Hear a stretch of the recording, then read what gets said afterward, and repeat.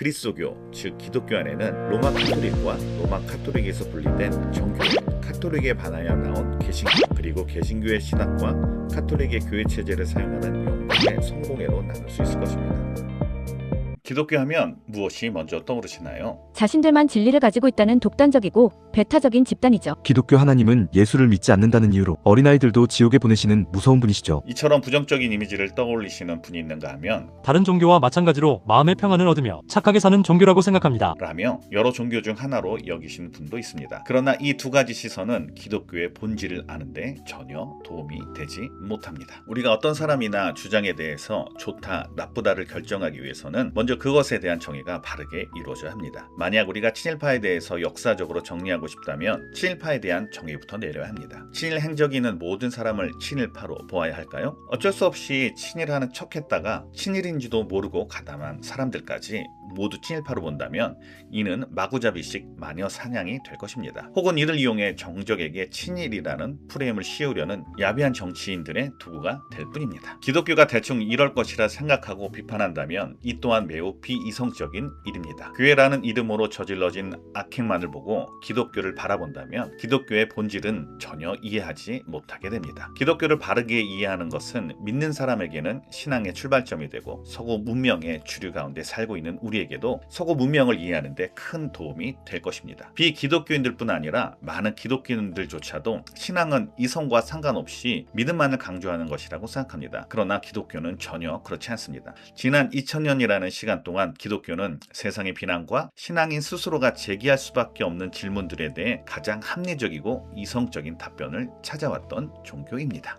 먼저 기독교라는 단어에 대해서 설명해야 될 것 같습니다. 많은 분들이 기독교하면 목사가 심호하는 교회를 떠올릴 것입니다. 그러나 이것은 기독교를 매우 협소하게 이해하고 있는 것입니다. 기독교란 말은 그리스도의 한자식 표현입니다. 따라서 기독교는 그리스도교입니다. 그리스도는 당연히 예수님을 말하는 것이죠. 정리하자면 예수가 그리스도 되심을 믿는 종교입니다. 그리스도가 되신다 함은 많은 뜻을 내포하고 있지만 지금은 예수가 하나님 되심, 즉 신 되심을 믿는 종교 정도로 인식하면 될 것 같습니다. 아브라함으로부터 시작된 종교 중에서 유대교, 기독교, 이슬람교는 이 예수에 대한 이해가 다릅니다. 유대교의 예수님은 이단 교주이고 이슬람교에서는 기적을 일으키는 위대한 예언자입니다. 그리고 기독교에서는 당연히 예수님은 하나님이십니다. 기독교 안에는 로마 카톨릭과 로마 카톨릭에서 분리된 정교, 카톨릭에 반하여 나온 개신교, 그리고 개신교의 신학과 카톨릭의 교회 체제를 사용하는 영국의 성공회로 나눌 수 있을 것입니다.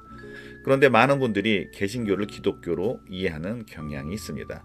개신교도인 저에게 좋지만 이렇게 표현하는 것은 올바른 표현이 아닙니다.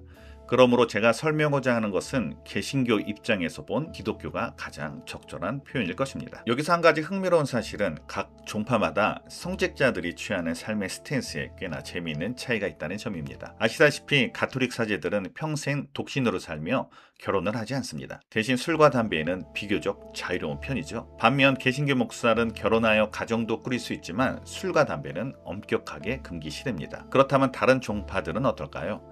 가톨릭의 형제교구인 정교회 사제들은 술, 담배에 자유로우면서 신부가 되기 전 결혼도 가능합니다. 한편 성공의 신부들은 그야말로 모든 면에 열려 있습니다. 결혼도 술과 담배도 자유롭습니다. 기독교는 예수님을 하나님으로 믿는 종교라는 1차적인 개념이 잡혔다면 성경에 대해서도 간단히 이해하는 것이 좋습니다. 성경은 기독교인들이 경전으로 삼고 있는 책입니다. 예수님 탄생을 기준으로 그 이전에 기록된 책을 구약, 그 이후에 기록된 책을 신약이라고 합니다. 개신교는 구약 39권을 가지고 있고 카톨릭은 7권이 더해진 46권을 가지고 있습니다. 신약은 동일하게 27권을 가지고 있습니다. 같은 성경을 가지고 있지만 이를 어떻게 해석할 것인가에 대해서는 큰 입장 차이가 있습니다. 어떤 사람들은 성경에 쓰여 있는 대로 믿으면 되지 해석 차이가 뭐가 중요해요? 라고 말합니다. 그러나 이는 간단한 문제가 아닙니다. 성경을 어떻게 해석하느냐에 따라 교회의 형태가 정해지고 신앙생활의 방식이 완전히 달라지기 때문입니다. 성경을 보면 예수님과 예수님의 제자들인 사도들은 병을 고치고 기적을 행합니다. 그래서 어떤 부류는 그때 일어난 기적이 지금도 여전히 일어난다고 생각합니다. 그러나 어떤 사람들은 이러한 기적이 교회와 성경이 완성되기 전에 하나님께서 한시적으로 사용하신 방법이지 지금 시대에는 기적을 쓰지 않으신다고 주장합니다. 지금도 기적이 계속 일어나고 있다는 견해를 가진 사람들을 은사주의자라고 부르고, 기적이 멈췄다고 생각하는 사람들을 비은사주의자라고 부릅니다. 만약 내가 사랑하는 사람 중 누군가 죽을 병에 걸렸다면 은사주의자 사람들은 교회에 가서 하나님께 살려달라고 간절히 기적을 구하는 기도를 할 것입니다. 그러나 비은사주의자들은 그 고통 가운데 하나님의 뜻을 찾기 위해 기도할 것이고, 이 고통을 이길 수 있는 힘을 달라고 기도할 것입니다. 이와 같이 성경을 어떻게 해석하느냐에 따라 기도 생활뿐 아니라 예배와 모든 신앙생활의 태도가 결정이 됩니다. 따라서 교회가 어떤 성경 해석 방법을 따를 것인가는 매우 중요하며, 이러한 해석을 통해 도출된 신앙의 핵심 진리들을 논리적으로 체계화하는 것이 교리라고 할 수 있습니다. 가톨릭은 성경과 교회의 전통 그리고 교회에 가르치는 권위를 동등한 권위에 둡니다. 예수님께로부터 권위를 위임받은 공교회가 성경을 정경으로 확정했기 때문에 성경을 올바르게 해석할 최종적이고 독점적인 권한이 교회에 있다고 주장하는 것입니다. 그러나 개신교는 다르게 생각합니다. 교회가 성경에 권위를 부여한 것이 아니라 성경 스스로가 가진 하나님의 말씀으로서 권위를 교회가 분별하고 선포했을 뿐이라고 믿습니다. 따라서 개신교는 오직 성경만이 최종적이고 절대적인 권위를 가지며, 교회나 전통은 성경의 권위 아래에 있다고 주장합니다. 결국 본질은 성경을 해석할 권한이 누구에게 있는가의 문제입니다. 가톨릭은 사제단과 공교회만이 성경을 올바르게 해석할 최종 권위를 가진다고 보며, 교회가 해석의 올바른 기준을 제시하고 관리합니다. 반면 개신교는 성경 해석의 문이 모든 신도에게 열려 있다고 믿습니다. 누구나 성령의 도우심 아래 성경을 읽고 그 진리를 깨달을 수 있다는 만인 제사장 정신입니다. 종교 개혁가들이 주장한 날마다 개혁하는 교회란 시대의 유행에 따라 성경의 진리를 바꾸는 것이 아닙니다. 반대로 변하지 않는 성경 말씀에 교회를 비추어 보며 잘못된 관습과 전통을 끊임없이 고쳐 나가는 것을 의미합니다. 개신교가 다양한 해석을 존중하며 수많은 교파로 발전할 수 있었던 원동력이 바로 여기에 있습니다. 그래서 개신교는 각각 개교의 중심일 수밖에 없습니다. 개교들이 같은 교리적 입장을 가진 교단으로 모이게 되면서 장로교, 감리교, 성결교, 오순절교회 등 여러 교단이 이루어졌습니다. 개신교는 다양한 해석을 인정하다 보니 태생적으로 여러 교단으로 나뉠 수밖에 없는 구조입니다. 그렇다고 수많은 교단이 생긴 것이 오직 다양성 때문만은 아닙니다. 인간의 욕심과 충돌이 교단을 나누는 경우도 많았기 때문입니다. 또한 개신교는 다양한 해석을 존중하다 보니 그 도를 넘어서 이단들이 출현하기도 합니다. 가톨릭에서는 이단이 출현하기 어렵지요. 교회 이외의 다른 해석들을 따르는 것은 곧 파문이기 때문입니다. 가톨릭은 법을 해석하고 적용하는 일을 훈련된 판사가 해야 하는 것처럼 성경을 올바른 해석 기준을 제시하고 관리하는 권한은 오직 사대단에게만 있다고 생각합니다. 개인이 성경을 읽고 영적인 유익을 누릴 수는 있지만 그 해석을 가지고 교회의 고리를 바꾸거나 독자적인 교회를 세울 수 없습니다. 모든 신자는 하나님의 공교회가 제시하는 해석의 체계 아래 복속되어야 진리의 순수성과 교회의 일치를 지킬 수 있다고 보기 때문입니다. 반면에 개신교는 성경 해석의 최종 권위가 결코 특정 권력에 의해 독점될 수 없다고 믿습니다. 쉽게 말하자면 개신교는 성경을 연구하여 깨달은 신학적 해석에 따라 신도들이 자유롭게 교회를 세우고 조직할 수 있는 권리가 열려 있습니다. 역사 속에서 장로교, 감리교, 성결교, 순복음교회 등 수많은 교단이 탄생할 수 있었던 원동력이 바로 여기에 있습니다.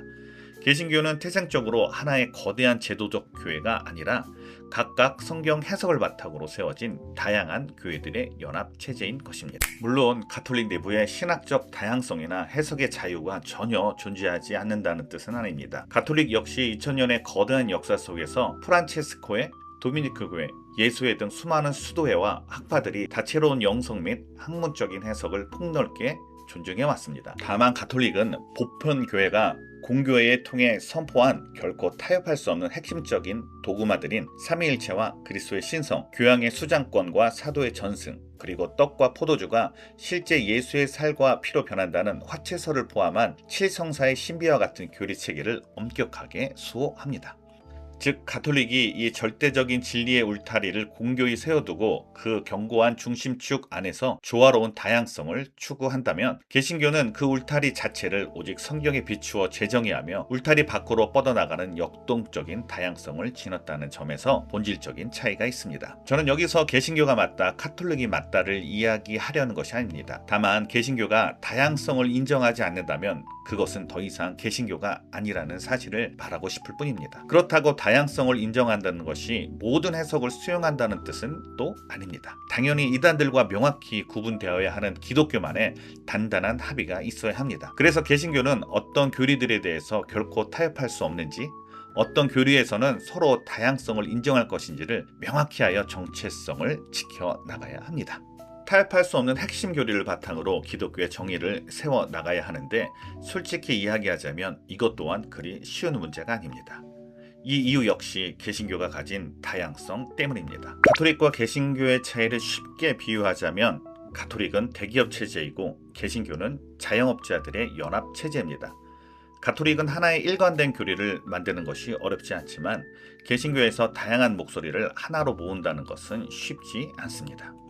살펴본 바와 같이 개신교는 개교의 중심입니다. 그래서 교단조차 각 개교회의 절대적인 통제권을 가지기 어렵습니다. 하물며 기독교 전체를 아우르는 통합 단체를 만든다는 것은 불가능에 가까운 일입니다. NCCK 등 개신교를 통합해 보려는 노력이 있었지만 성공한 전례는 없으며, 오히려 본질과 다른 이상한 방향으로 흘러가는 경우가 많았습니다. 우리는 너무 쉽게 루터나 칼빈, 찌빙글리를 개신교라는 한 울타리에 넣었지만, 실상은 이들이 모여서 개신교는 이래야 한다고 합의한 적이 한 번도 없습니다. 각자의 방식으로 가톨릭에 저항하면서 자신들의 교리를 발전시켰을 뿐입니다. 신교가 말하는 기독교의 신학을 가장 종합적이고 체계적으로 집대성한 기념비적인 책이 바로 칼뱅의 기독교 강요입니다.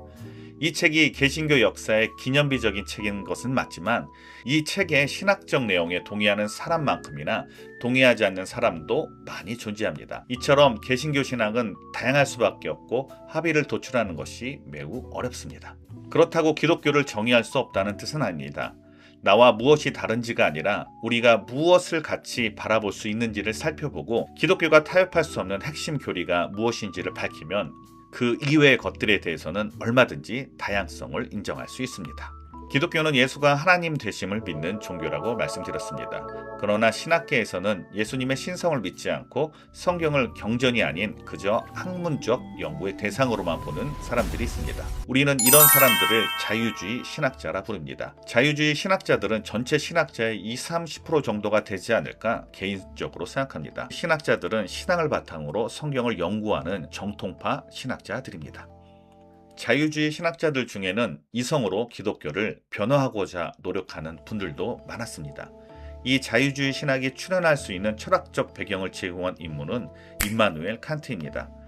칸트는 자신의 저서 순수이성 비판에서 기존의 하나님의 존재 증명들에 대해서 모조리 파괴해 버립니다. 이는 하나님의 존재를 부정한 것이 아니라 그 당시 이성으로 무장한 무신론자들의 공격에서 이성으로서 하나님의 존재를 결코 증명할 수 없다라는 것을 보여주기 위해서였습니다. 그래서 이 판 서문에는 나는 신앙의 자리에 내주기 위해서 이성적 지식을 부정했다라고 서술했습니다. 칸트는 계몽주의 사상이 범람하는 시대에 기독교를 변호하려 했습니다. 그러나 그렇게 변호하려다 보니 기독교를 다른 고등 종교와 다를 바 없는 보편 종교로 격화시켜버렸고, 그 결과 그들이 말하는 기독교는 정통 개신교교회에서 받아들일 수 없는 내용이 많아졌습니다. 예수님의 부활 사건을 기독교인들이라면 역사적인 사실로 받아들입니다. 그런데 자유주의 신학자들 중에는 부활이 진짜 있었던 역사적 사건이 아니라 제자들이 만들어낸 이야기이거나 제자들이 스스로 믿고 있는 주관적 믿음의 진술로 해석합니다. 따라서 그들이 말하는 기독교를 우리가 학문적으로는 참고할 수 있을지 모르나 신앙적인 면에서는 기독교라 부르기 어려울 것입니다. 그러므로 앞으로 논의되는 기독교에서 자유주의 신학자들의 이야기는 최대한 배제될 것입니다. 흔히 유튜브에서 비기독교인들이 기독교를 비판할 때 들고 나온 이론의 상당수가 이 자유주의 신학의 내용들입니다. 이는 극소수 과학자들의 의견이 마치 과학계의 절대 이론인 양 호도하는 것과 마찬가지입니다.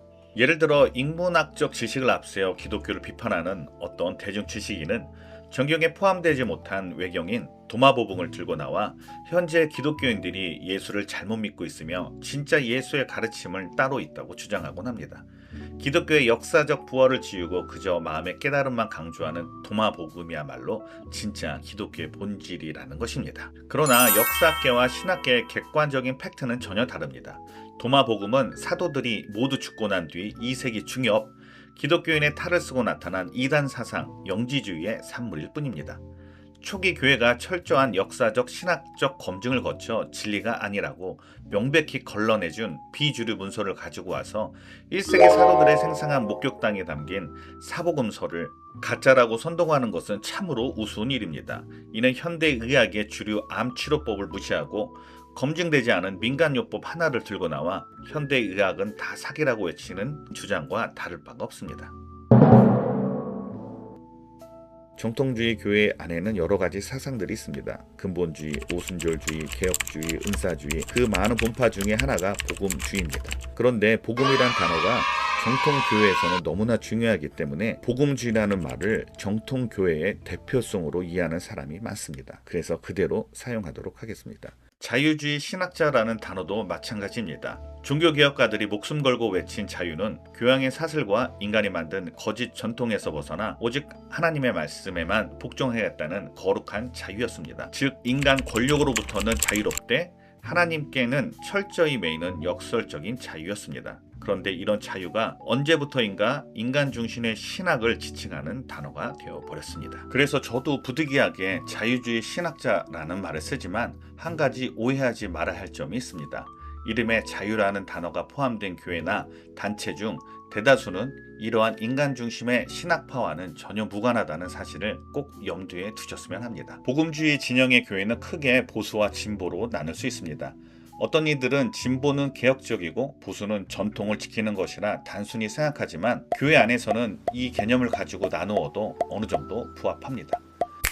보수적 입장의 교회들은 종교개혁 당시인 16세기의 신학들을 그대로 보존하는 경우가 많고 교회 대대로 내려오는 전통을 중요하게 생각하며 특히 정통적인 성경 해석을 선호합니다. 더 나아가 극보수적인 곳은 성경을 문자 그대로 해석하려는 경향이 있습니다. 그러나 진보적인 교회는 현대 새로운 신학들을 적극적으로 받아들이며 새로운 성경 해석을 통해 교회를 새롭게 하려고 합니다. 극진보주의적인 곳은 자유주의 신학자들의 말이라도 타당한 것은 얼마든지 받아들이려 합니다. 가장 보수적인 교회와 진보적인 교회의 차이는 가톨릭과 개신교의 차이보다 더 크게 벌어지는 경우도 많습니다. 그렇지만 적어도 복음주의 교회라면 아래 5개의 핵심 교리에는 기꺼이 동의할 것입니다.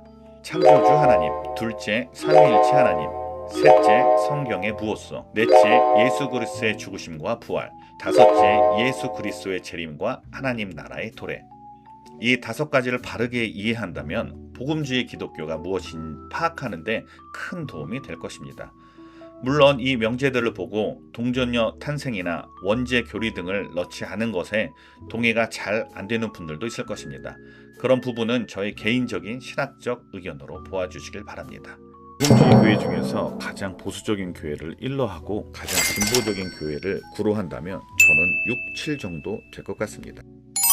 앞서 여러 정의나 분류를 설명해 드릴 때 정확하고 딱딱한 신학적 학문 용어를 쓰기보다는 전문적인 신학 공부를 하지 않으신 분들도 쉽게 이해할 수 있도록 단순화하여 설명했습니다. 예를 들어 앞에서도 조금 언급했지만 정통주의 신학과 자유주의 신학을 나눌 때 예수님을 하나님으로 인정하느냐의 여부로 분류한 것은 학문적으로 엄밀히 따지면 정교하지 못한 진술입니다.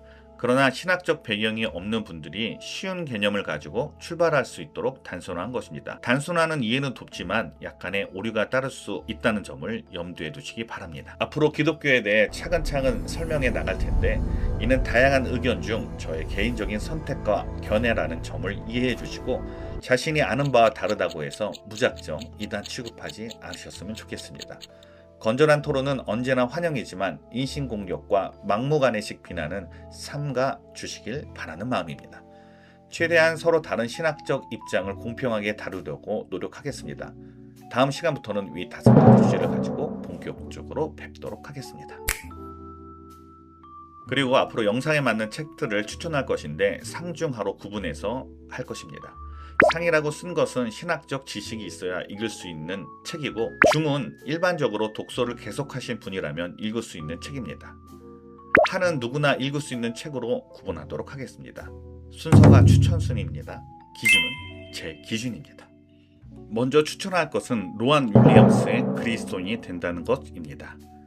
세계 성공의 교회를 대표하는 수장이자 옥스퍼드와 캠브리지 대학 교수를 역임한 현대 대표적인 신학자입니다. 대표적인 무신론자인 이기적 유전자를 쓴 리처드 도킨슨과 신의 존재에 대해서 토론한 것으로 유명합니다. 카톨릭의 깊은 전통과 개신교의 말씀 주신 사상을 모두 아우르는 넓은 신학적 폼을 가진 신학자입니다.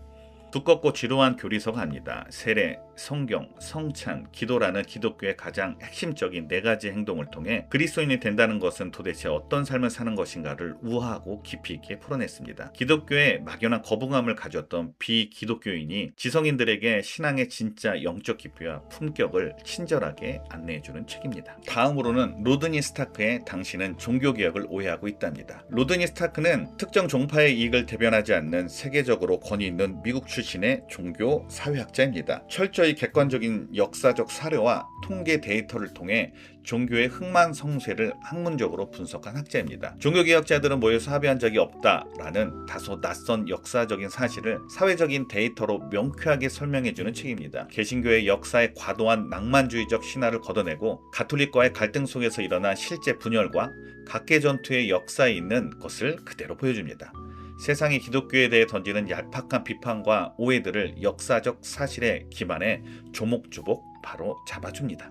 세 번째 책은 알리스터 맥그리스의 신학이란 무엇인가입니다. 이 책의 성격은 한마디로 기독교 신학의 표준 내비게이션입니다. 기독교 신앙을 가진 분들이나 기독교라는 종교의 호기심을 가진 비기독교인 지성인들이 반드시 거쳐가는 교과서 같은 책입니다. 막연하게 예수를 믿어라가 아니라 기독교의 핵심 뼈대들이 역사 속에서 얼마나 치열하고 합리적인 논쟁을 거쳐 형성되었는지 그 거대한 지형도를 보여줍니다. 기독교의 정통 울타리가 어디까지인지 그리고 그 안팎의 신학적 스펙트럼이 어떻게 나누어지는지를 가장 정직하고 객관적으로 설명해주는 책입니다. 목회자라면 무조건 가지고 있어야 하는 책입니다. 다음은 그리스엄 메이처의 기독교와 자유주의입니다. 20세기 초 인간 중심의 사상이 물들어가던 미국 프리스턴 신학교에서 역사적 정통 복음주의의 가치를 사수하기 위해 치열하게 헌신했던 위대한 신학자입니다. 자유주의 신학은 기독교라 부를 수 없다라는 선언에 묵직한 신학적 근거를 맞이할 수 있는 변증 고전입니다. 기독교의 자유라는 매력적인 외피를 쓰고 들어와 성경의 초자연적인 계시와 뼈대를 해체하려 했던 자유주의 모순의 신학, 역사, 논리학을 총동원해 날카롭게 파헤칩니다. 기독교가 사수해야 할 절대적인 경계선이 어디인지 구독자들에게 가장 선명하게 기준을 제시해 줍니다.